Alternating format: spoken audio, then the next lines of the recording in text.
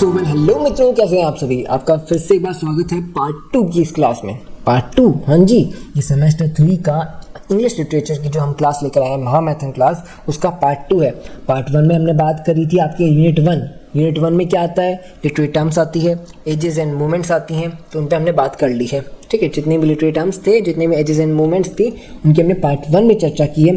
तो आपने पार्ट 1 ज़रूर खूब सारा देखा होगा। अब पार्ट 2 पर आते हैं। पार्ट 2 तो बहुत ज़्यादा इंपॉर्टेंट है, तो ये तो शानदार क्लास होने वाली है। शायद हो सकता है पार्ट 1 टिपिकल लगा हो, बहुत से लोगों को पार्ट 1 टिपिकल लग सकता है, हार्ड लग सकता है, बट पार्ट 2 बहुत ईजी लगेगा अगर आप इसको अच्छे से पूरा कंप्लीट करोगे तो। ठीक है, अब आपको क्या करना है वो मैं बता देता हूँ। वीडियो को लाइक करना है, चैनल को सब्सक्राइब करना है, और जो कमेंट सेक्शन के पास में हाइप का बटन है वो डबल, ट्रिपल, 4 बार, 3 बार, 5 बार, 6 बार, जितने बार दबा सकते हो दबा दो यार। सीधी सी बात है, आपके घर में जितना एक्स्ट्रा कोई फ़ोन पड़ा है ना, उसको फ़ोन के अंदर भी जाओ एंड उस फ़ोन से इस पार्ट 2 को जा कर के हाइप कर दो। घर में कोई एक्स्ट्रा फ़ोन है ना, उससे भी कर दो। समझ रहे हो, यानी कि थोड़ा सा सपोर्ट दिखाओ। इस सपोर्ट से ही हमें फटाफट से आगे जाना है एंड अगले सेमेस्टर में आपके लिए बहुत कुछ करना है। तो चलिए वीडियो को स्टार्ट करते हैं। नोट्स आपको एप्लीकेशन के ऊपर मिल ही जाएंगे, लिंक आपको पिन कमेंट में, डिस्क्रिप्शन में मिल जाएगा। वीडियो को लाइक करना, सब्सक्राइब करना, प्यारा सा कमेंट कर देना, बहुत प्यारा सा कमेंट करना, ठीक है। एंड हाइप तो करना है सभी को हाइप करना है। नेक्स्ट अपना एस्थेटिज्म, जो तो हम पहले कर चुके हैं तो फिर हमें क्या करना है, अब हमें करना है आपके जो कि है ये यूनिट नंबर 2, इकाई नंबर 2 से शुरुआत करनी है आपकी। तो चलिए इकाई नंबर 2 से शुरुआत करते हैं। यूनिट नंबर 1 अपन कंप्लीट कर चुके हैं। चलिए फिर यूनिट नंबर 2 का पहला कौन है, Alfred Tennyson, the lotus eaters.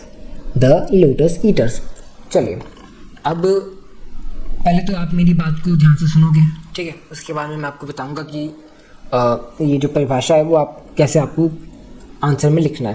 तो पहले मेरी पूरी बात समझो। अल्फ्रेड टेनिसन की एक पोएम है, पोएम का नाम है द लोटस ईटर्स। एक इंटरेस्टिंग कहानी पर आधारित है। इंटरेस्टिंग कहानी कैसे, तो उसका आइडिया जो है होमर की फेमस स्टोरी है ओडिसी, वहाँ से लिया गया है। कौन सी स्टोरी है, होमर की एक फेमस स्टोरी है ओडिसी, वहाँ से इसका आइडिया लिया गया है। कहानी में कुछ सेलर्स होते हैं। सेलर्स मतलब कि जो नाविक होते हैं ना, जो आपके समुद्र के अंदर क्या बोलते हैं, जहाज़ों को चलाते हैं, तो वो नाविक होते हैं, सेलर्स। समुद्र में लंबी यात्रा करते हुए एक अजीब जगह पर पहुंच जाते हैं। उस जगह को लोटस ईटर्स की लैंड कहा जाता है, यानी कि उस क्षेत्र को क्या कहा जाता है, उस क्षेत्र को लोटस ईटर्स का लैंड कहा जाता है। लैंड यानी भूमि। वहाँ के लोग एक खास लोटस फ्रूट खाते हैं। वहाँ के लोग क्या खाते हैं, एक लोटस फ्रूट खाते हैं, और जो भी उस फल को खा लेता है वह अपना पास्ट और अपना गोल लगभग भूल जाता है, यानी कि अपना लक्ष्य भूल जाता है, अपना भूतकाल भी भूल जाता है। लेकिन जब सेलर्स यह लोटस खाते हैं तो उनके अंदर घर वापस जाने की इच्छा कम होने लगती है, यानी अब उन्हें घर जाने की इच्छा ही नहीं है, जहाँ से वो आए थे उन्हें वहाँ जाना ही नहीं है। अब उन्हें समुद्र की कठिन यात्रा और ड्यूटी सब बोझ लगने लग जाती है। यानी जो चीज़ उनके लिए एक शानदार सा एक्सपीरियंस हुआ करता था, एक मज़े वाली बात हुआ करती थी, उनकी लाइफ हुआ करती थी, क्या कि समुद्र के अंदर घूमना जहाज़ के अंदर, वो अब उन्हें क्या लग रहा है, वो उन्हें एक कठिन यात्रा लग रही है, उन्हें एक बोझ लग रही है। ओके, वह सोचते हैं क्यों ना यहीं आराम से रहा जाए, क्योंकि यह लैंड बहुत शांत है, ड्रीमी है। ड्रीमी मतलब सपने की तरह है, एंड यहाँ सब कुछ स्लो है, पीसफुल है, यानी सब कुछ कितना धीमा चल रहा है, शांतिपूर्ण है। इस तरह पोएम में एस्केपिज्म का आइडिया दिखाई देता है, यानी कि किसी चीज़ से भाग जाना, एस्केप कर जाना, वो दिखाई देता है। जहाँ मनुष्य रिस्पॉन्सिबिलिटीज से भागकर सिर्फ रेस्ट और पीस चाहता है। क्या करता है, रिस्पॉन्सिबिलिटीज से भाग करके क्या चाहता है, रेस्ट चाहता है, पीस चाहता है। असल में टेनिसन ये दिखाना चाहते हैं कि लाइफ में ड्यूटी और रेस्ट के बीच एक कॉन्फ्लिक्ट हमेशा रहता है, और यही पोएम का मेन थीम है। यानी कि किसके बीच में कॉन्फ्लिक्ट, यानी संघर्ष चलता रहता है, संघर्ष चलता है लाइफ की ड्यूटीज़ और रेस्ट के बीच में, आराम के बीच में। ठीक है, समझिए मेरी बात को, बहुत बढ़िया। मतलब देखो मैं सही कर रहा हूँ, अगर मेरी बात को ध्यान से मन लगा करके सिर्फ फोकस करोगे ना तो समझ में आ जाएगा कि क्या कहना चाह रही कविता। अब अपनी जो परिभाषा है सामने लिखी हुई, इसको पढ़ते हैं। ये देखिए क्या लिखा है, the poem is based on Homer's Odyssey. यह कविता होमर की ओडिसी पर आधारित है। The sailors reach the land of the lotus eaters, नाविक लोटस ईटर्स की भूमि पर पहुंचते हैं। The lotus fruit causes forgetfulness, lotus फल जो है उसे खाने से विस्मृति पैदा हो जाती है, यानी कि विस्मृत आपकी याददाश्त चली जाती है। The sailors lose the desire to return home, नाविक घर लौटने की इच्छा खो देते हैं। The land appears calm and dreamy, वह भूमि जो है वह शांत और स्वप्नी प्रतीत होती है, सपनों की तरह प्रतीत होती है। The poem shows the theme of escapism, कविता पलायनवाद का विषय प्रस्तुत करती है, यानी कि जो समस्या आए तो उससे भाग जाना, पलायन कर जाना, ठीक है। The sellers prefer rest over duty, नाविक कर्तव्य के बजाय विश्राम को चुनते हैं, रेस्ट को चूज करते हैं, है ना, आराम को चूज करते हैं, रेस्पॉन्सिबिलिटी से भाग उठते हैं, ड्यूटीज़ को भूल जाते हैं। Nature is shown as peaceful and inactive, मतलब नेचर जो है बड़ी, जो प्रकृति शांत और निष्क्रिय दिखाई देती है, बड़ी स्लो दिखाई देती है। द पोएम रिफ्लेक्ट्स विक्टोरियन मेलानकोली, मतलब कि यह जो विक्टोरियन कविता है वो उदासी को दर्शाती है, मतलब इनमें उत्साह है ही नहीं, अब उदास हो चुके हैं ये। The theme is conflict between duty and rest, इसका विषय कर्तव्य और विश्राम का संघर्ष है। मेरी बात को अगर ध्यान से सुनना है ना तो सही कर रहा हूँ, आपको समझ में आ चुका है कि ये कविता क्या कहना चाह रही है। वेरी गुड, चलिए फिर नेक्स्ट अपना टेनिसन एक और लिखते हैं, इन मेमोरियम, लिरिक 7 और लिरिक 54 के थ्रू। तो इसको भी समझते हैं कि सर क्या लिखते हैं। तो इन मेमोरियम में टेनिसन की बहुत इमोशनल पोएम है। यह पोएम असल में उनके क्लोज फ्रेंड आर्थर हेलम की डेथ के बाद लिखी गई है। जो आर्थर हेलम है उनकी डेथ के बाद लिखी गई थी, इसलिए इसे एलिजी यानी कि शोक गीत कहा गया है। एलिजी का मतलब आप जानते हो, शोक गीत होता है जो किसी के मर जाने के बाद में गाया जाता है ना। लिरिक 7 में कवि एक डार्क हाउस के सामने खड़े होते हैं। यह वही घर है जहाँ कभी उनका दोस्त रहता था, ठीक है, आपको पिक्चर में भी दिखाई दे रहा होगा कि एक डार्क घर है, एक अंधेरा युक्त घर है जिसके अंदर वो कवि खड़े हैं बाहर। ये वो घर है जहाँ उनका दोस्त रहा करता था पहले, और कविता कब लिखी गई है, उनकी डेथ के बाद लिखी गई है। अब वह घर खामोश हो चुका है, अंधेरा उसके अंदर भर चुका है। इस सीन से पोइट का डीप लॉनलीनेस यानी उनके जो अंदर गंभीर गहरा अकेलापन है वो साफ दिखाई देता है। द हाउस लॉस और मेमोरी का सिंपल बन जाता है, मतलब जो घर है वो लॉस का यानी कि आपकी हानि का, और मेमोरी का यादों का, यादाश्त का, मतलब कि यादों का, एक्चुअल वर्ड क्या है, यादों का एक सिंबल बन जाता है, सूचक बन जाता है कि उस घर को जब देखोगे तब उनको अपने दोस्त की याद आएगी, वो जो हानि हुई है उस दोस्त की, उसकी हानि की याद आएगी। लेकिन जब हम लिरिक 54 पर आते हैं, क्या बताया मैंने आपको, लिरिक 7 है और लिरिक 54 है, तो लिरिक 54 पर जब आते हैं तो टोन थोड़ी चेंज हो जाती है। मतलब अब एक पोइट होप और फेथ की बात करने लगता है, मतलब आशा की बात करने लगता है, विश्वास की बात करने लगता है। वह मानता है कि शायद लाइफ में बुराई और दुख भी आखिर में किसी अच्छे रिजल्ट तक ले जा सकते हैं। मतलब इसका क्या सोच आती है 54 तक आते आते कि भाई बुराई और दुख के बाद में अच्छा टाइम भी आता है और वो अच्छी चीज़ तक आपको लेकर जाते हैं। यहाँ विक्टोरियन एज का एक इम्पॉर्टेंट कॉन्फ्लिक्ट दिखाई देता है। एक तरफ साइंस है, एक तरफ लॉजिक है, और दूसरी तरफ रिलीजियस फेथ भी है। रिलीजियस फेथ मतलब जो आपकी धार्मिक विश्वास है उसकी बात हो रही है।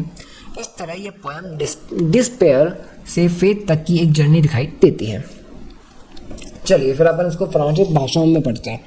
मेरी भाषा अगर सुन रहे हो ना, मेरा समझाया बात सुन रहे हो तो बहुत अच्छे से समझ में आएगा। लिटरली कह रहा हूँ कि मैं जो पढ़ा आपको समझा रहा हूँ ना वो बहुत ईजी है, तो आपको सिर्फ मेरा सुनना है, और जो पढ़ा हुआ है वो तो आप आराम से पढ़ ही सकते हो, लिखा हुआ जो है वो तो पढ़ ही सकते हो। तो the poem is an elegy for Arthur Hallam, ये कविता आर्थर हेलम की स्मृति में शोक गीत है। It expresses grief and spiritual doubt, ये शोक और आध्यात्मिक संदेह व्यक्त करती है। ठीक है, क्या करती है, grief and spiritual doubt. Lyric 7 shows deep loneliness, the poet stands before the dark house, मतलब कभी अंधेरे घर के सामने खड़ा हो जाता है। The house symbolises loss and memory, ठीक है, हाँ जो घर है हानि और स्मृति का प्रतीक बन चुका है। बट वहीं लिरिक 54 जो है अपने आशा और आस्था की किरण लेकर के आती है, किरण को व्यक्त करती है। तो lyric 54 expresses hope and faith, the poet trust that good will come from evil, मतलब कि कवि तब किस चीज़ को मानता है कि बुराई से अच्छाई भी आ जाती है, आ सकती है, आएगी। The poem reflects the Victorian crisis of faith, यह विक्टोरियन आस्था संकट को दर्शाती है। Science challenges religious belief in the poem, कविता में विज्ञान धर्म को चुनौती देता है। The poem moves from despair to faith, कविता निराशा से आशा की ओर बढ़ती है। निराशा मतलब कि आपके डिस्पेयर एंड फेथ मतलब आशा, आस्था। चलिए फिर नेक्स्ट के ऊपर आते हैं। GM. Hopkins spring and fall, इसको भी पढ़ते हैं। तो पहले मेरी भाषा सुनो, उसके बाद में अपन जो लिखा हुआ है उसको समझेंगे, है ना। तो एक छोटी लेकिन बहुत डीप पोएम है, एक कविता है बड़ी गहरी। क्या है यह कविता? मार्गरेट नाम की एक छोटी लड़की की को व्यक्त करती है, उसको एड्रेस करती है। क्या नाम है उस लड़की का? मार्गरेट। एंड पोएम की शुरुआत एक सिंपल सीन से होती है। मार्गरेट देखती है कि पेड़ों के पत्ते झड़ रहे हैं और उसे थोड़ा सैड महसूस होता है कि भाई पेड़ों के पत्ते झड़ रहे हैं, स्प्रिंग का टाइम होता है, पत्तेझड़ का टाइम, है ना। लेकिन वह अब इतनी छोटी है कि उससे समझ नहीं आता कि उससे दुख क्यों हो रहा है, कि उसे क्यों बुरा लग रहा है कि पत्ते गिरते हुए उसे अजीब लग रहा है। वो समझ नहीं पाती इस बात को। पोएट धीरे धीरे समझाते हैं कि असल में यह दुख सिर्फ पत्तों के गिरने का नहीं है, बल्कि यह लाइफ की मॉरलिटी यानी नश्वरता से जुड़ा हुआ है। जैसे पत्ते गिरते हैं वैसे ही एक दिन एक हर इंसान को मरना है, यानी जाना है। इसलिए ह्यूमन सॉरो आखिरकार डेथ से जुड़ा होता है। इस पोएम में हॉपकिंस स्प्रंग राइम का यूज़ करते हैं, जिससे जो पोएम है वो नेचुरल स्पीच जैसी लगती है। नेचुरल स्पीच मतलब कि एक लाइक जैसे कोई भाषण दे रहा हो ना, वैसा से लगता है इस पोएम के अंदर। और यह पोएम इनोसेंस से एक्सपीरियंस तक की जर्नी है, मतलब एक बड़ी प्यारी दया भावना के साथ में, एक मासूमियत के साथ में अनुभव की ओर जाती है। मासूमियत वाली बातें करते करते अनुभव वाली बातें करने लग जाती है, समझे। तो देखिए अपन जो लिखा हुआ है उस पर ध्यान देते हैं। The poem is addressed to a child named Margaret, कविता मार्गरेट नामक बच्ची को संबोधित करती है। It deals with the theme of mortality, यह नश्वरता के विषय पर आधारित है। फॉलिंग लीव्स सिंबलाइजेस डेथ, गिरते पत्ते मृत्यु का प्रतीक हैं। किसका? मृत्यु का। The poem shows human sorrow, कविता मानव दुख को दर्शाती है। किसको दर्शाती है? मानव दुख को दर्शाती है। Margaret is innocent and unaware, Margaret मासूम और अनजान है। क्या है? मासूम है, अनजान है, अनअवेयर है, इनोसेंट है। और ये क्या दर्शा रही है? ह्यूमन सोरो को दर्शा रही है। The poet explains the deeper meaning of sorrow, कवि दुख का गहरा अर्थ समझाते हैं। Human grief is connected with mortality, मानव दुख मृत्यु से जुड़ा हुआ है। मॉर्टिलिटी मतलब कि मृत्यु, और इमॉर्टिलिटी यानी कि अमरता। The poem reflects Christian belief, यह ईसाई आस्था को दर्शाती है। Hopkins uses sprung rhyme in the poem, Hopkins ने कविता में स्प्रंग रिदम का प्रयोग किया। And the poem shows the transition from the innocence to experience, समझे। Very good. चलिए फिर नेक्स्ट अपना मैथ्यू आर्नोल्ड, डोवर बीच।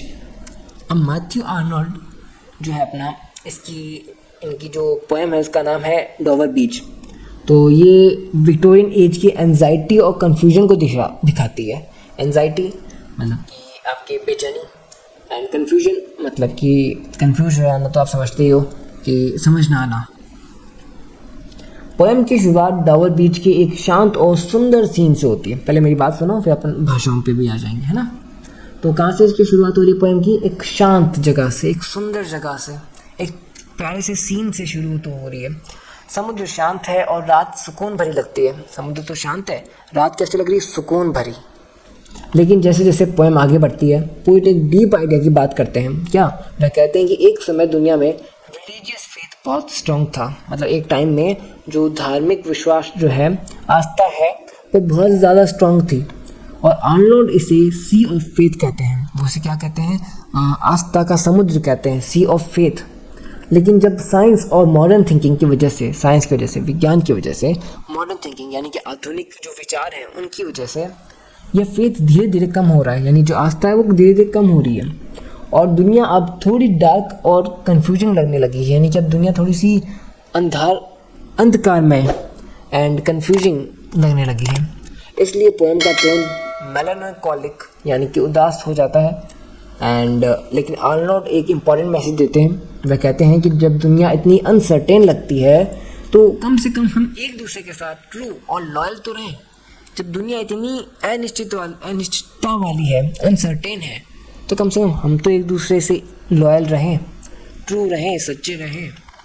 इस तरह लव को एक कंसोलेशन के रूप में दिखाई देते हैं अपने क्या बोलते हैं मैथ्यू आर्नोल्ड।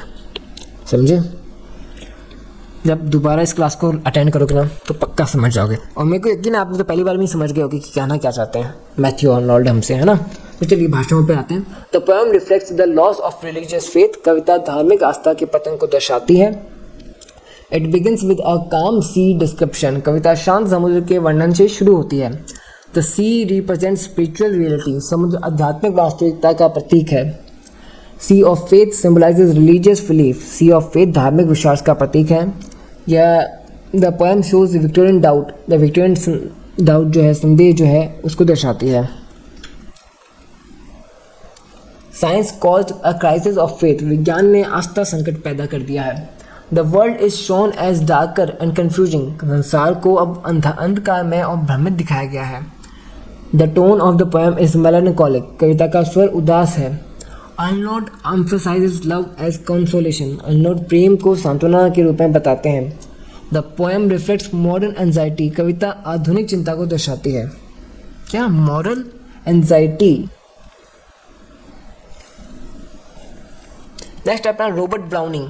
तो Robert Browning my last duchess. The poem is a dramatic monologue. ये कविता नाटकीय एकालाप है। ओके, चलिए पहले मैं इसको मेरी भाषा में समझाता हूँ। तो इस पोएम में है ना, फेरेरा का ड्यूक एक विजिटर से बात कर रहा होता है। जो फेरेरा है ना, वहाँ का एक ड्यूक एक विजिटर से बात कर रहा होता है। वह अपनी लास्ट डचेस का पोर्ट्रेट दिखाता है। किसका? द लास्ट डचेस का। और धीरे धीरे उसके बारे में बात करने लगता है। किसके बारे में? पोर्ट्रेट के बारे में, यानी चित्र के बारे में। पहले तो लगता है कि वह सिर्फ एक पेंटिंग के बारे में बात कर रहा है, बता रहा है, लेकिन जैसे जैसे वो बोलता जाता है हमें उसकी पर्सनैलिटी समझ आने लगती है। ड्यूक बहुत प्राउड और जेलस इंसान है। उसे यह पसंद नहीं था कि डचेस दूसरों के साथ भी खुश रहें या सिंपल थिंग्स से खुश हो जाएं, इसलिए वह कंट्रोल करना चाहता था। पोएम के एंड में इशारा मिलता है कि शायद ड्यूक ने डचेस को मरवा दिया है। अब पोर्ट्रेट उसके लिए एक सिंबल बन गया है जहां वह उसे कंट्रोल कर सकता है। इस तरह पोएम मेल डोमिनेंस और पावर का एक्सपोज करती है। समझे? चलिए फिर। The poem is a dramatic monologue. ये कविता नाटकीय एकालाप है। The speaker is duke Ferrara. Speaker कौन है? Duke Ferrara. The duke speaks to silent listener. Duke एक मौन श्रोता से बात करता है। The poem reveals duke's character. कविता ड्यूक के चरित्र को प्रकट करती है। The duchess symbolizes innocence. Duchess मासूमियत का प्रतीक है। Okay. The duke is proud and jealous. Duke घमंडी और ईर्ष्यालु है। He values control and authority. वह नियंत्रण और सत्ता को महत्व देता है। The portrait symbolises domination. चित्र प्रभुत्व का प्रतीक है। The poem exposes male dominance. कविता पुरुष प्रभुत्व को उजागर करती है।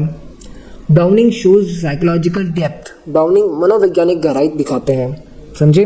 मतलब जो द लास्ट डचेस है ना, उसमें तो पुरुष प्रधानता दिखाई गई है एंड किस तरीके से ड्यूक अपने आप को महान साबित करने के लिए, डचेस पे अपना कंट्रोल पाने के लिए इस तरह का एक्शन लेता है। एंड इसमें जो साइकोलॉजिकल डेप्थ, गहराई दिखाई देती है वो बहुत ज़्यादा है।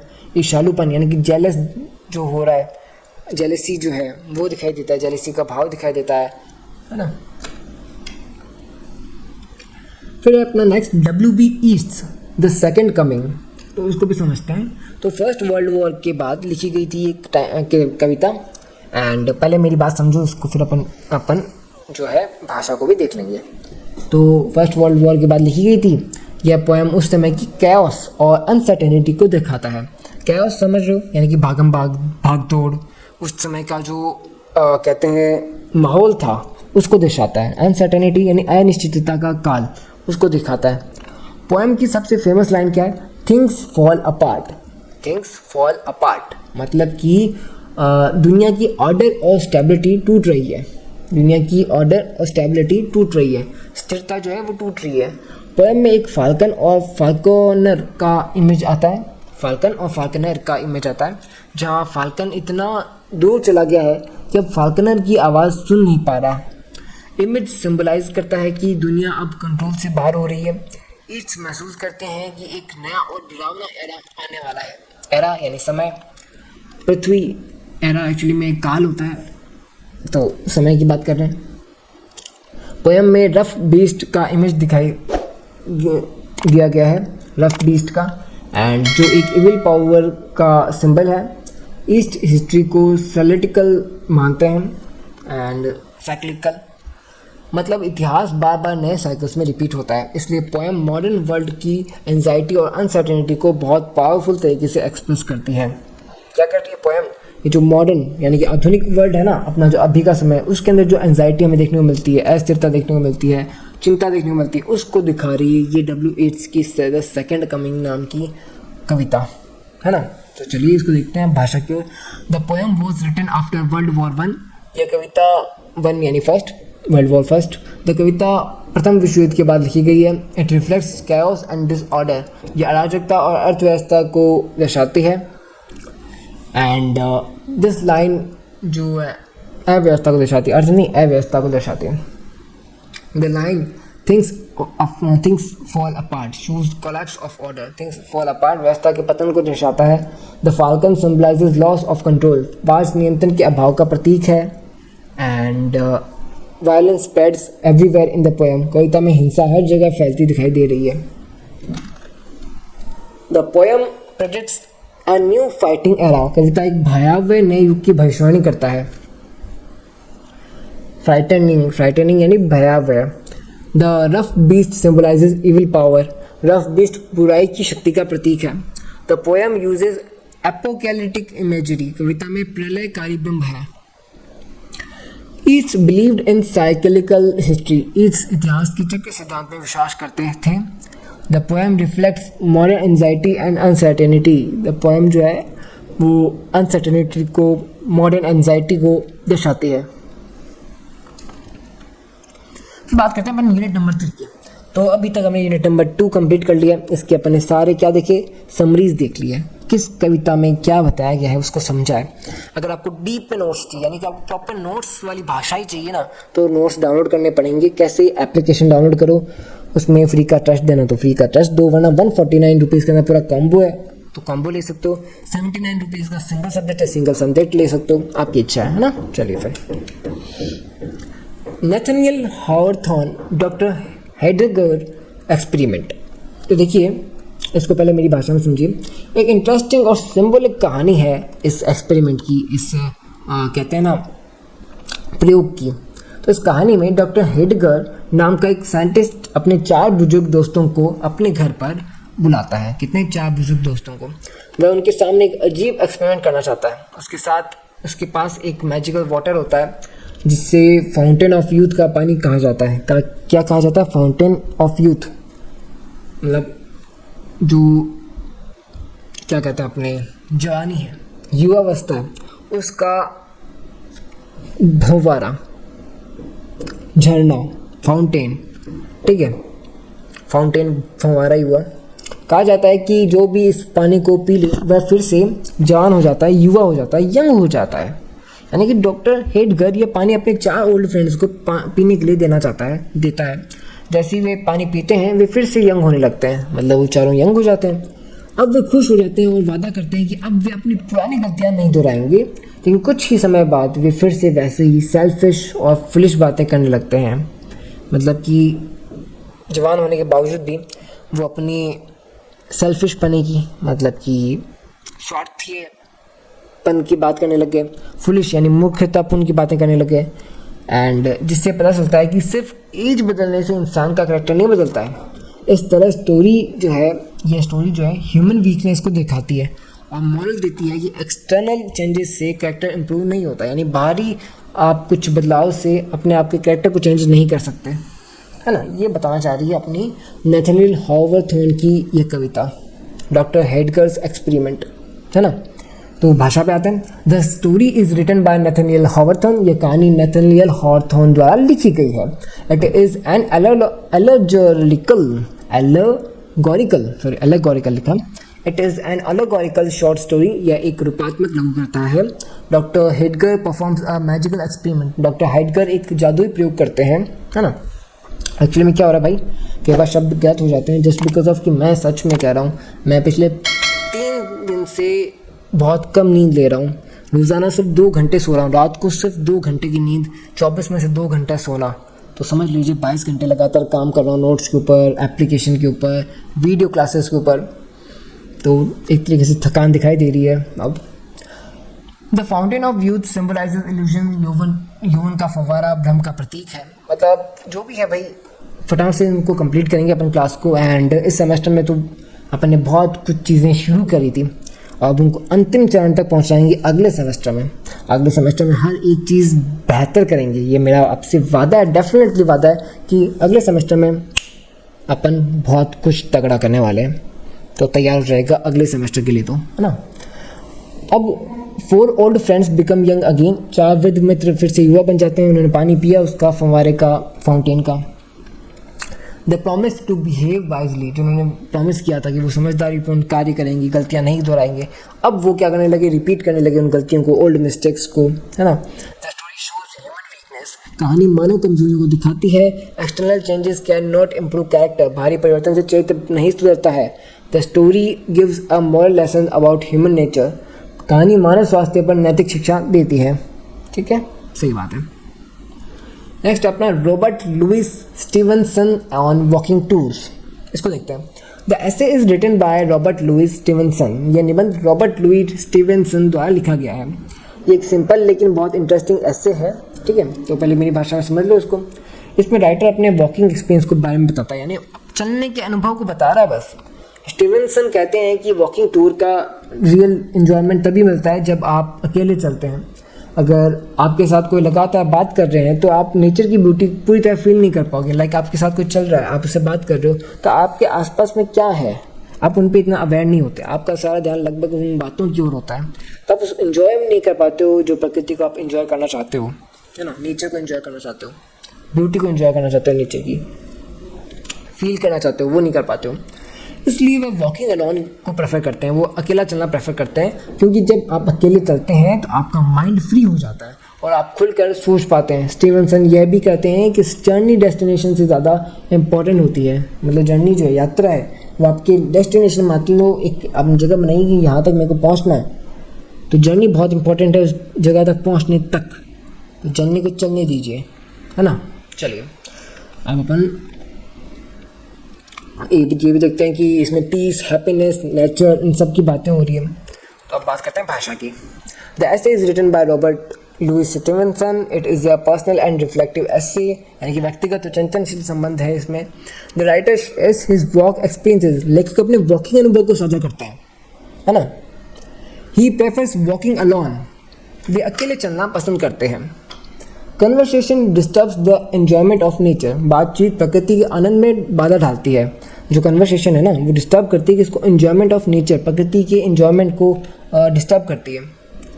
Solitude allows freedom of thought, एकांत विचार की स्वतंत्रता देता है। The essay praise simple living, निबंध सरल जीवन की प्रशंसा करता है। The journey is more important than destination, गंतव्य से अधिक यात्रा महत्वपूर्ण है। Nature brings peace and happiness, प्रकृति शांति और आनंद दोनों लाती है, देती है। The essay promotes simplicity and contentment and contentment लिखा है। यह निबंध जो है सादगी और संतोष को बढ़ा देता है ना। चलिए फिर नेक्स्ट के ऊपर आते हैं अपन। देन अपना नेक्स्ट है एल्डस हक्सली। तो एल्डस हक्सली की अपनी जो कविता है उसका नाम है सिलेक्टेड स्नोबेरीज। तो एक स्टैटिकल और ह्यूमरस ऐसे है, ये निबंध है एक तरह का, ठीक है। तो इसको आप आराम से एक बार मेरी भाषा में समझो, फिर भाषा पे बात करेंगे अपन, है ना। तो इस ऐसे में हक्सली ने ये बताने की कोशिश करते हैं कि स्नोबेरी यानी दिखावा लगभग हर इंसान में किसी न किसी रूप में मौजूद होता है, ठीक है।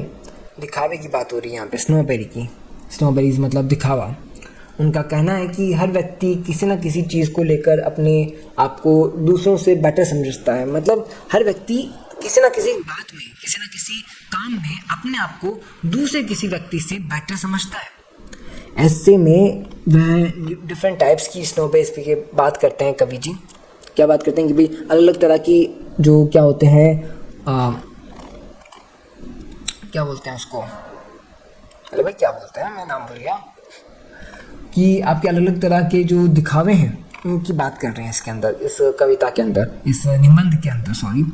तो किस प्रकार के हैं वो उनको देखते हैं। जैसे कुछ लोग अपनी हेल्थ और डिसीजेज को लेकर भी स्नो बेस दिखाते हैं। लाइक कुछ लोग अपने स्वास्थ्य को लेकर के अपने दिखावे करते हैं कि देखिए हम कितने स्वस्थ हैं, हमें कोई बीमारी नहीं है, या फिर ऐसे वगैरह वगैरह।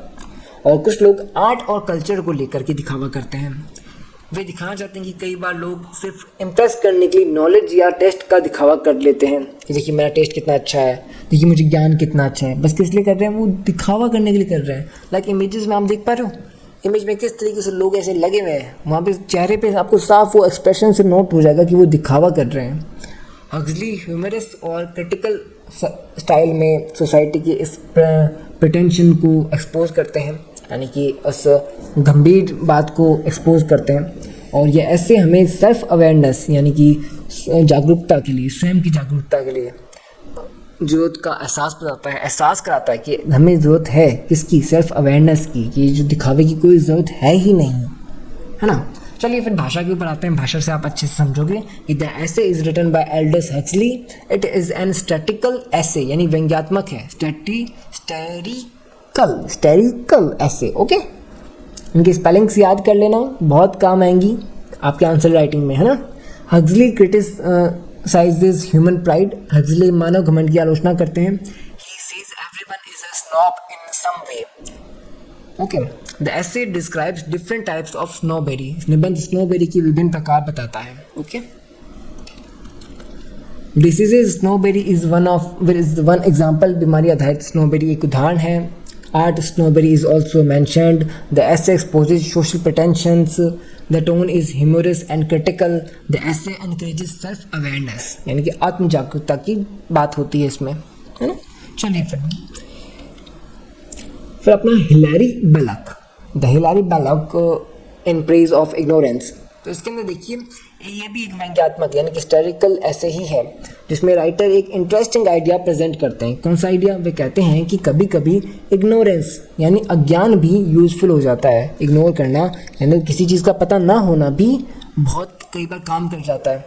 लेकिन ये बात वह सीरियसली नहीं है, ये बात जो है सीरियसली नहीं है, बल्कि आयरनी है और सटायर के साथ कहते हैं, मतलब कि व्यंग्य में कह रहे हैं कि हाँ कई बार तो अज्ञानता भी काम कर जाती है।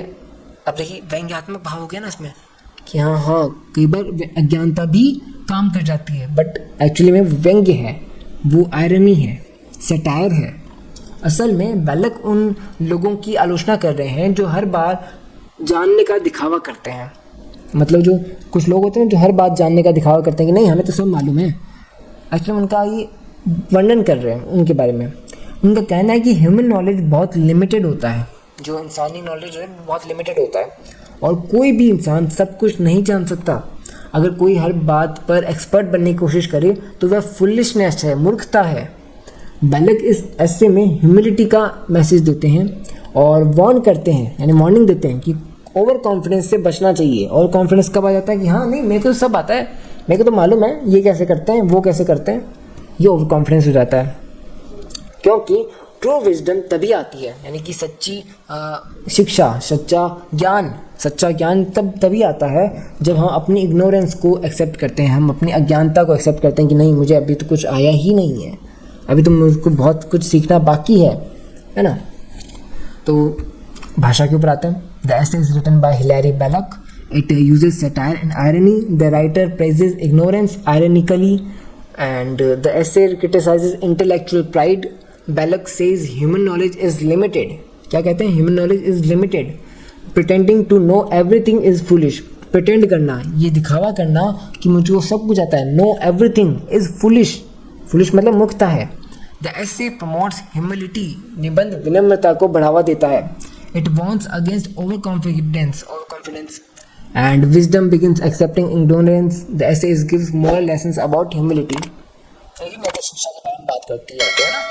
चलिए फिर नेक्स्ट के ऊपर आते हैं अपन। जी K Chesterton, G K Chesterton, G K Chesterton, G K Chesterton.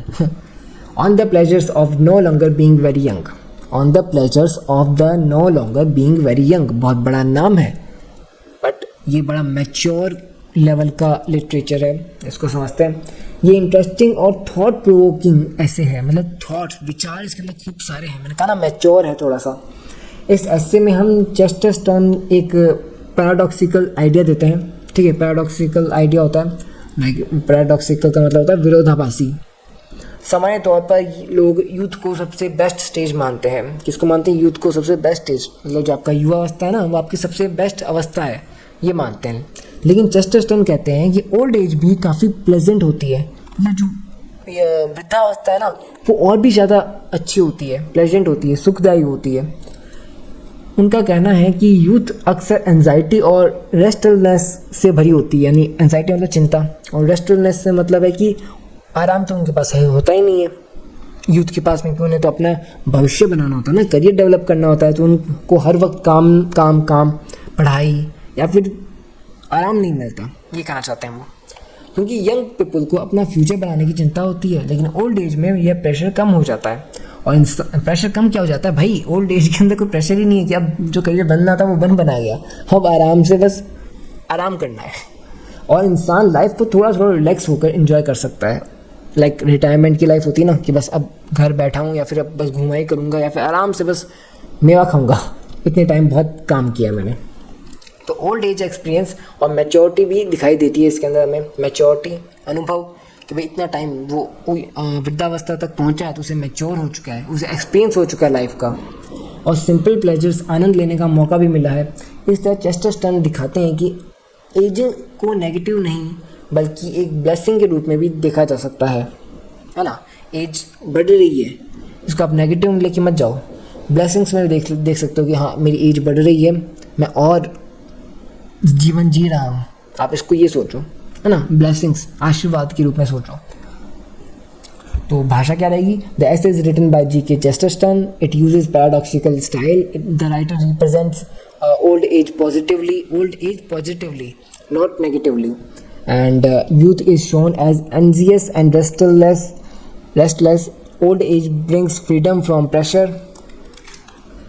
it gives experiences and maturity. Old age allows enjoyment of simple pleasures. The essay promotes contentment and wisdom. Chesterton shows that aging can be blessing. The essay citizens society's obsession with youth. Okay चलिए फिर अब अगर अपन आते हैं इकाई number 4 के अंदर, है ना, यूनिट नंबर 4 के अंदर। तो अभी तक आपने बात कर लिया यूनिट नंबर 2 की, यूनिट नंबर 3 की, यूनिट नंबर 1 तो हमने पहले पार्ट में कर ही चुके हैं, है ना। ये वाला पार्ट बहुत ज़्यादा इंपॉर्टेंट है, इसको दबा करके शेयर करो अपने सभी फ्रेंड्स के साथ में। आपका कोई कॉलेज का ग्रुप बना हुआ है? अरे डेफिनेटली बना हुआ होगा यार, कॉलेज का ग्रुप बना हुआ है ना, अनऑफिशियल है, ऑफिशियल है, कैसा भी बना हुआ है, उस पर शेयर कर दो, बस कर दो यार। औरों का भी तो भला करो, खुद का ही भला चाहते हो क्या? बाकियों को भी तो आना चाहिए, आपके पीछे वाले को आएगा तभी तो आपकी हेल्प कर पाएगा। सीरियसली मत लेना इस बात को, बट हाँ आप अपने मित्रों गणों का भी हेल्प करें, है ना। नोट्स आपको एप्लीकेशन में मिल जाएंगे, वहाँ जाकर के नोट्स देखिएगा, बहुत शानदार नोट्स है, डीप में एकदम लाइन लिखा हुआ है। अगर आपको पैराग्राफ में जानना है कि पैराग्राफ में कैसे लिखना है तो वहाँ पे नोट्स पे अवेलेबल है सारा तरीका, है ना। बस 79 रुपीज़ का सिंगल कोर्स है, अगर खाली इंग्लिश का खरीदना है तो 79 रुपीज़, पूरा कॉम्बो खरीदना है तो 149 रुपीज़। ओके चलिए, एंटोन चेकोव का ये प्ले है, प्ले का नाम है the seagull, famous Russian drama है एक तरह का ये। एंड यह प्ले सिर्फ किसी एक ड्रामेटिक इवेंट की कहानी नहीं है, मतलब कोई ड्रामा इवेंट कहानी नहीं हो रही इसके अंदर, इसमें बहुत कुछ हो रहा है, बल्कि ये कैरेक्टर्स के इनर इमोशंस और साइकोलॉजी को दिखाता है। जो इस ड्रामा के, इस नाटक के, इस कहानी के कैरेक्टर्स है ना, इनके इनर इमोशंस और साइकोलॉजी को दिखाता है, मतलब उनकी अंदर की भावनाओं को, उनकी मनोवैज्ञानिक स्थिति को ये बताता है। इस प्ले में मुख्य रूप से आर्टिस्ट, राइटर्स और एक्टर्स की लाइफ दिखाई देती है, यानी कि जो अंदर काम कर रहे हैं ना इस प्ले के अंदर, आर्टिस्ट हैं, राइटर्स हैं, एक्टर्स हैं, उनकी लाइफ पता चलती है हमें। एंड ट्रिप्लेव एक स्टोरी का इम्पॉर्टेंट कैरेक्टर है, जो अपना कैरेक्टर है ना ट्रिप्लेव, ये इम्पॉर्टेंट कैरेक्टर है। वह नई और एक्सपेरिमेंटल आर्ट में विश्वास करता है। कौन? ट्रिप्लेव। उसे लगता है कि आर्ट को कुछ नया और डिफरेंट होना चाहिए, दूसरी तरफ उसकी माँ है जिनका नाम है अपना अर्कादीना। क्या नाम है? अर्कादीना। एक सक्सेसफुल एक्ट्रेस हैं, जो कि वो एक क्या है, सक्सेसफुल एक्ट्रेस हैं, यानी कि वो नायिका के तौर पर सक्सेस हो चुकी हैं, ठीक है, सफलता प्राप्त कर चुकी हैं। और वह ट्रेडिशनल थिएटर को प्रेफर करती हैं। वो ट्रेडिशनल पारंपरिक जो थिएटर हुआ करते थे ना, उनको प्रेफर करते हैं। इस तरह प्ले में ओल्ड स्टाइल और न्यू स्टाइल आर्ट का कॉन्फ्लिक्ट दिखाई देता है। यानी कि जो बेटा है वो तो चाहता है नए स्टाइल का थिएटर, बट माँ जो है वो प्रेफर करती हैं पुराने स्टाइल का, ओल्ड स्टाइल का। न्यू स्टाइल और ओल्ड स्टाइल दोनों का। न्यू स्टाइल कौन चाहता है? बेटा चाहता है। ओल्ड स्टाइल कौन चाहता है? माँ चाहती है। और उनके बीच में क्या हो गया? संघर्ष हो गया, कॉन्फ्लिक्ट हो गया है। तो एक और इम्पॉर्टेंट कैरेक्टर है इसके अंदर, नीना। क्या नाम है? नाम है नीना, NINA, नीना, जो एक ग्रेट एक्ट्रेस बनने का ड्रीम देखती हैं, लेकिन उसकी लाइफ भी काफ़ी स्ट्रगल्स से, डिसअपॉइंटमेंट से, मतलब स्ट्रगल मतलब आपके संघर्ष हो गए, डिसअपॉइंटमेंट मतलब निराशा हो गई, उनसे गुजर रही होती है। प्ले का जो टाइटल है, प्ले यानी जो नाटक है उसका जो टाइटल है वो है द सीगल। सिंबॉलिक है एक तरह का ये, एंड सीगल यहाँ ब्रोकन ड्रीम्स का सिंबल बन जाता है। ब्रोकन ड्रीम्स यानी टूटे हुए सपने, क्योंकि कैरेक्टर्स के ड्रीम्स और एक्सपेक्टेशंस आखिरकार पूरे नहीं हो पाते। इस तरह चेकॉव लाइफ को बहुत सब्टल और रियलिस्टिक तरीके पे दिखाते हैं, और लव, फेलियर और ह्यूमन इमोशंस इस प्ले में मेन थीम्स बन जाते हैं, है ना। तो चलिए भाषा की ओर देखते हैं अपना। The play is written by Anton Chekhov. It is a famous Russian realist drama. The play focuses on psychological realism, यानी कि मनोवैज्ञानिक यथार्थवाद। It shows the lives of artist and writers. ये कलाकारों और लेखकों के जीवन के बारे में बताता है। ट्रिप्लेव रिप्रेजेंट्स एक्सपेरिमेंटल आर्ट। ट्रिप्लेव नवीन कला का प्रतिनिधित्व करता है और उसको सपोर्ट करता है। किसको? नई कला को, न्यू एज को, ओके। वहीं उसकी माँ जो है वो पुरानी एज के थिएटर्स को पसंद करती है। क्या नाम है उनका? Arkadina represents traditional success. Nina dreams of becoming a great actress. The seagull symbolises broken dreams. The play explores themes love and failure. Chekhov presents life with subtle realism. Okay, चलिए next अपना Oscar Wilde. Oscar Wilde के through एक दिया गया the picture of Dorian Gray. तो इसको भी देखते हैं अपन। एक फेमस नॉवल है, ठीक है। ये क्या है? फेमस नॉवल है। ये नॉवल एस्थेटिज्म, जो मैंने आपको बताया था ना सबसे पहले लिटरेटम, एस्थेटिज्म, उसके ऊपर बनाई गई है। उसी के अलंकार को यूज़ करते हुए बनाई गई है, और फिलोसॉफी दिखाई गई है। इसके अंदर दार्शनिक तत्व दिखाया गया है। इसका मेन आइडिया क्या है? आर्ट फॉर आर्ट सेक, यानी कि कला कला के लिए ही है, कला की ब्यूटी के लिए है। मतलब आर्ट का पर्पज सिर्फ ब्यूटी और प्लेजर होना चाहिए। स्टोरी का मेन कैरेक्टर डोरियन ग्रे है। क्या नाम है? Dorian Gray. डोरियन बहुत यंग और ब्यूटीफुल है। एक पेंटर बेसिल हॉलवर्ड उसका पोर्ट्रेट बनाता है। जो एक पेंटर आता है और किसका चित्र बनाता है? डोरियन का। डोरियन कौन है? डोरियन एक यंग लड़का है और ब्यूटीफुल भी है, साथ में हैंडसम है। वैसे ब्यूटीफुल तो क्या, हैंडसम है, लड़का है इसलिए हैंडसम होगा। एक पेंटर बेसिल हॉलवर्ड आता है। क्या नाम है पेंटर का? बेसिल हॉलवर्ड। उसका पोर्ट्रेट बनाता है। जब डोरियन अपना पोर्ट्रेट देखता है तो वह विश करता है कि काश वह हमेशा यंग रहे और उसकी जगह पोर्ट्रेट ओल्ड हो जाए। मतलब कि जो बुढ़ापा उससे आना था ना, वो बुढ़ापा उसके चित्र को आ जाए। अजीब बात यह होती है कि उसकी विश सच हो जाती है। उसने जो मांगी थी ख्वाहिश वो सच हो जाती है, लेकिन उसका पोर्ट्रेट धीरे धीरे ओल्ड और अगली होने लगता है। मतलब कि जो डोरियन है वो तो हमेशा यंग दिखने लग जाता है, मतलब यंग रहता है, बट समय के साथ साथ जैसे जैसे समय जाता है, जहाँ उसकी उम्र बढ़नी चाहिए थी उस व्यक्ति की, वहाँ उस पोर्ट्रेट यानी उस चित्र की उम्र बढ़ रही होती है ना। जैसे आपको चित्र में दिखाई दे रहा है ना, वैसे असल में पोर्ट्रेट डोरियन की इनर करप्शन और मॉरल डिक्लाइन को दिखाने लगता है। इनर करप्शन का मतलब है कि वो कितना प्रकृति के साथ करप्ट हो गया है, कि जो प्रकृति ने एक रचना रची है, नियम रचे हैं, उसके खिलाफ जा रहा है। खुद के प्रति स्वार्थ इतना बढ़ गया है उसका। एंड मॉरल डिक्लाइन मतलब जो उसकी नैतिकता है, उसके जो उसके प्रति जिम्मेदारी उसकी होनी चाहिए वो है ही नहीं इसके अंदर। अब इस स्टोरी में लॉर्ड हेनरी नाम का कैरेक्टर भी बहुत इंपॉर्टेंट है। वह हेडोनिज्म यानी प्लेजर को लाइफ का सबसे इम्पोर्टेंट गोल मानता है। कौन? आपके जो लॉर्ड हेनरी हैं वो। एंड डोरियन उसके आइडियाज़ से बहुत इन्फ्लुएंस हो जाता है। धीरे धीरे डोरियन इमोर्टल और सेल्फिश लाइफ जीने लगता है। मतलब इमोर्टल मतलब अब भाई जब बूढ़ा ही नहीं हो रहा तो मरेगा कैसे, बिना किसी बीमारी वगैरह की, बिना किसी हथियार वगैरह के, तो ये नहीं मरने वाला ऐसे तो, क्योंकि एक तो जवान है, जवान होता जा रहा है, एंड कोई जब बीमारी नहीं होगी तो कैसे मरेगा, तो इमोर्टल हो रहा है एक तरीके से, सेल्फिश होता जा रहा है लाइफ के प्रति। उसकी सोल, वो कैरेक्टर करप्ट हो चुका है, उसकी सोल यानी उसकी आत्मा, उसका कैरेक्टर, उसका चरित्र अब करप्ट हो चुका है ना। लेकिन यह सब पोर्ट्रेट में दिखाई देता है। अंत में डोरियन पोर्ट्रेट को डिस्ट्रॉय करने की कोशिश करता है तो वह खुद मर जाता है। मतलब जब वो चित्र को ख़त्म करने की कोशिश करता है ना, एक्चुअली क्या होता है, जब वो अपने बुढ़ापे से भरे चेहरे को देखता है कई बार तो उसे अच्छा नहीं लगता कि यार मैं तो इतना सुंदर हूँ और ये मेरा चित्र इतना बुढ़ापा वाला कैसे हो सकता है, तो उसने ख़त्म करने की कोशिश करी उस पोर्ट्रेट को, और इतने में उसकी खुद की भी मृत्यु हो जाती है और उसका रियल फेस ओल्ड और अगली दिखाई देता है। मृत्यु के साथ में ही उसका जो रियल का फेस है ना, अब वो ओल्ड हो जाता है और अगली हो जाता है। इस तरह नोवेल ब्यूटी, मॉरलिटी और ह्यूमन सोल के कॉन्फ्लिक्ट को दिखाई देता है ना। चलिए फिर अब ये भाषा देखते हैं। This novel is written by Oscar Wilde, नाम में ही ऑस्कर है तो ऑस्कर लेवल राइटिंग भी करी है बंदे ने। It reflects the philosophy of aestheticism. The idea is art for art's sake. Dorian Gray is the central character. He wishes to remain forever young, and his portrait ages instead of him. The portrait reflects inner corruption. Lord Henry represents hedonism. The novel explores beauty and morality. The story ends with Dorian self-destruction. है ना। चलिए फिर अब इसको आराम से पढ़िएगा, आपको आराम से सब समझ में आ जाएगा। क्लास थोड़ा बड़ा है बट कोई ना, आपका पूरा कंप्लीट कराना ही मेरा इसमें जिम्मेदारी है ना।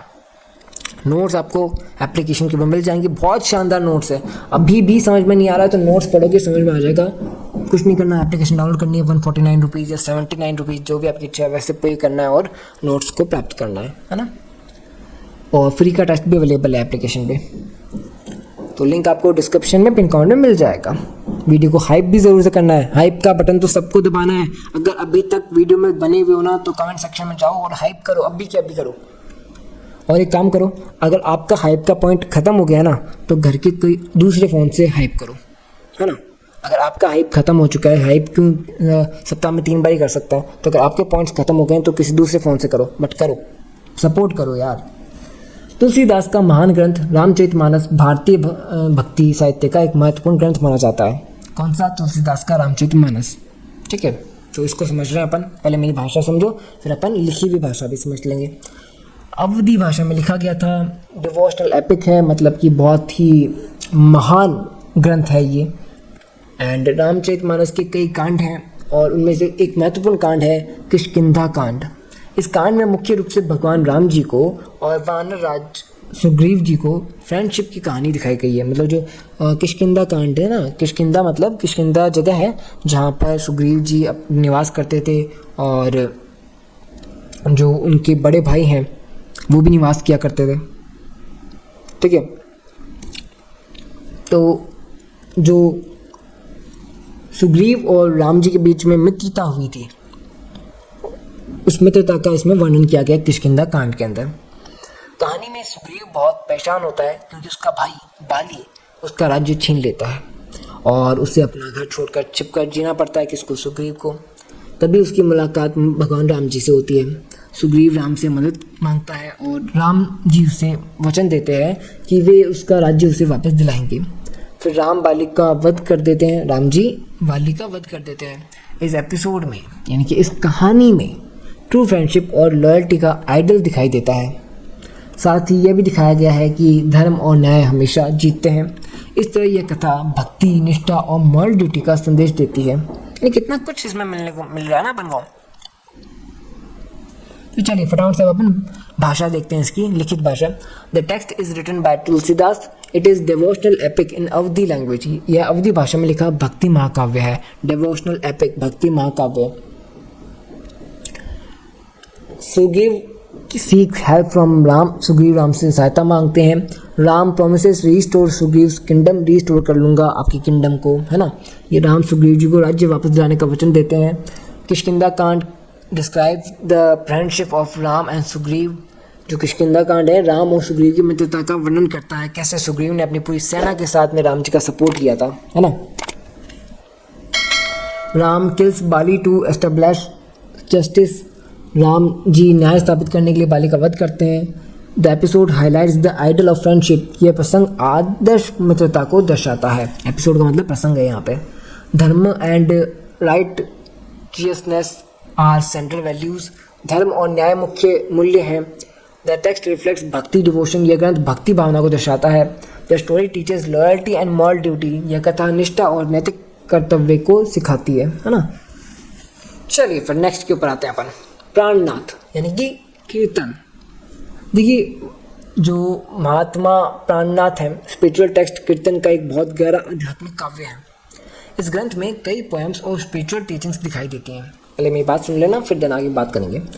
इन पोएम्स का मेन फोकस होता है सेल्फ रियलाइजेशन, यानी कि खुद से आत्मज्ञान कर लेना। सेल्फ रियलाइजेशन मतलब आत्मज्ञान, मतलब इंसान सबसे पहले खुद को समझे, इसलिए एक इम्पॉर्टेंट आइडिया दिया गया है, नो थाई सेल्फ। क्या नो थाई सेल्फ, यानी पहले अपने अंदर झांक कर देखो और खुद को पहचानो।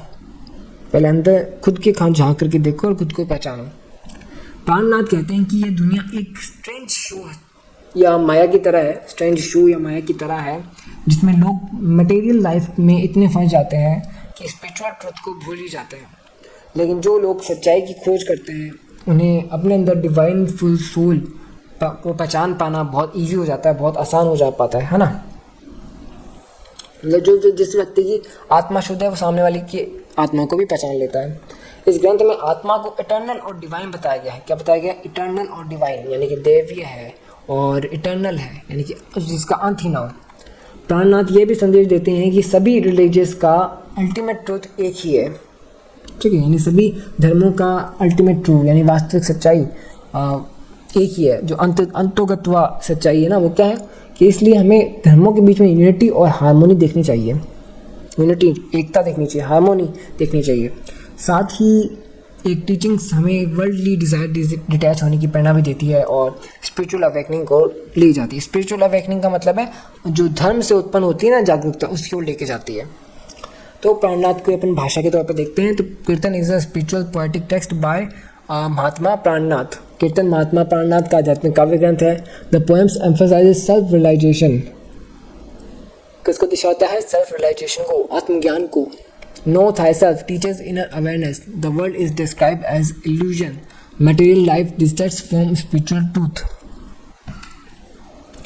The poem encourages seekers of truth. The soul is considered divine and eternal. The text promotes unity of religiousness and religions. It teaches detachment from worldly desires, and the major message is spiritual awakening and harmony. Last है but not least, कौन सा? स्वामी विवेकानंद, कर्मयोग, the secret of work. देखिए स्वामी विवेकानंद का famous text है कर्मयोगा।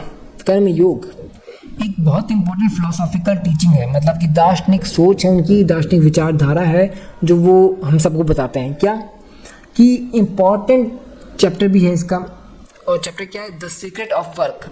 इस chapter में विवेकानंद ये समझाते हैं कि काम कैसे किया जाना चाहिए। कौन सा चैप्टर है? चैप्टर का नाम है द सीक्रेट ऑफ वर्क, और उसमें वो क्या समझा रहे हैं कि कौन सा काम कैसे किया जाना चाहिए, उनका मेन आइडिया क्या होना चाहिए, कि हमें काम निस्वार्थ भावना से करना चाहिए या कैसे करना चाहिए।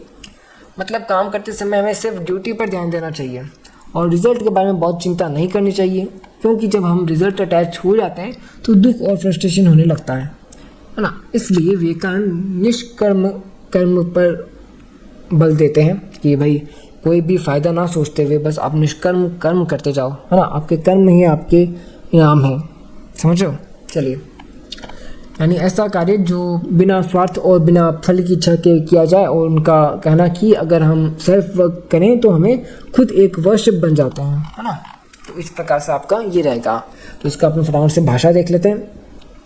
The text is written by Swami Vivekananda, ग्रंथ स्वामी विवेकानंद द्वारा लिखा गया है। It explains the philosophy of Karmayoga, कर्मयोग के दर्शन को दर्शाता है। Work should be done without selfish desire, कर्म बिना स्वार्थ के करना चाहिए। Attachment to result causes suffering, फल की आसक्ति दुख का कारण है, फल की आसक्ति दुख का कारण है। The idea is based on nishkarma karma, the विचार जो है निष्काम कर्म पर आधारित है ना। Work can be become form of worship, कर्म पूजा का रूप बन सकता है। Selfless work purifies the mind, निस्वार्थ कर्म मन को शुद्ध कर देता है। Action helps build strong character, कर्म मजबूत चरित्र का निर्माण करता है। The teaching encourages service and dedication, यह शिक्षा सेवा और समर्पण को प्रेरित करती है। कर्म योग combines spirituality with daily life, कर्म योग आध्यात्मिकता और जीवन को जोड़ता है। तो ये था आपका आज की क्लास का पूरा सार। तो देखिए आज हमने पार्ट 1 भी लिया, पार्ट 2 भी अटेंड किया, तो आपको करना क्या है वो ध्यान से सुनना है। पार्ट 1 पार्ट 2 को दोबारा से देखना। पार्ट 1 भी अगर आप एक बार देख चुके हो तो आप एक बार इसकी परिभाषाओं को पढ़ लेना, ठीक है। पार्ट 2 में क्या करना है, पार्ट 2 को तो अगर दोबारा सुन भी लोगे ना तो भी काम हो जाएगा। क्यों हो जाएगा? तो पार्ट 2 में हमने क्या बात करी है, हर कविता के हर प्रोज के बारे में, हर कहानी को समझा है कि एक्चुअली में वो कहना क्या चाहती है। तो आंसर लिखना बहुत ईजी हो जाएगा। अब आपको करना ये है कि फ्री का टेस्ट अवेलेबल है एप्लीकेशन पे, वो जाकर के दे दो। एप्लीकेशन डाउनलोड कर लो, लिंक आपको डिस्क्रिप्शन में पिन कमेंट में मिल जाएगा जी। तो एप्लीकेशन डाउनलोड करो। एंड 79 रुपीज़ का कोर्स है इंग्लिश लिटरेचर का, कॉम्बो चाहिए तो 149 का, जिसमें बाकी सब्जेक्ट भी आ जाते हैं, है ना। तो आपकी जो इच्छा है वो कोर्स लीजिए। इंग्लिश के बड़े अच्छे नोट्स हैं, अगर आप ले सकते हैं तो मैं आपको कहूँगा ज़रूर से इंग्लिश लिटरेचर के नोट्स लीजिए, बहुत शानदार बने। तो लगभग 6 से 7 PDF है, मतलब हर PDF को आपको पढ़ने में कितना टाइम लगेगा, एक PDF को पढ़ने में आधी घंटा लगेगी, मतलब 5 तो नहीं यार, बहुत कम हो जाएगा, लगभग अपने 3 घंटे की PDF आप पढ़ोगे और आपके क्लियर हो जाएंगे सारे थॉट्स इंग्लिश के लिटरेचर के बारे में, है ना। तो अगर आपकी इच्छा है तो आप ले सकते हो, एप्लीकेशन डाउनलोड कर सकते हो। और बाकी हमने क्लास में सब कुछ एक्सप्लेन कर दिया है। नेक्स्ट सेमेस्टर में इससे ज़्यादा एक्सप्लेन करूँगा, ये मेरा वादा है। रेगुलर क्लासेस प्रॉपर लेकर के आऊँगा, सिर्फ मैराथन नहीं, रेगुलर भी लेकर के आऊँगा। बहुत कुछ अच्छा करेंगे, तो कमेंट करके जाइएगा, प्यारा सा कमेंट। मैं कमेंट सबके के पढ़ता हूँ, और कमेंट की एक अलग से क्लास भी लेके आऊँगा जिसमें सबके कमेंट पढ़ूंगा मैं लाइव, है ना। तो चलिए फटाफट से कमेंट कर दीजिए। फिर मिलते हैं सेम टाइम सेम जगह, तब तक के लिए जुड़े रहिए MGSU मित्रादय के साथ। आपका अपना स्टडी मित्र, धन्यवाद, राधे राधे।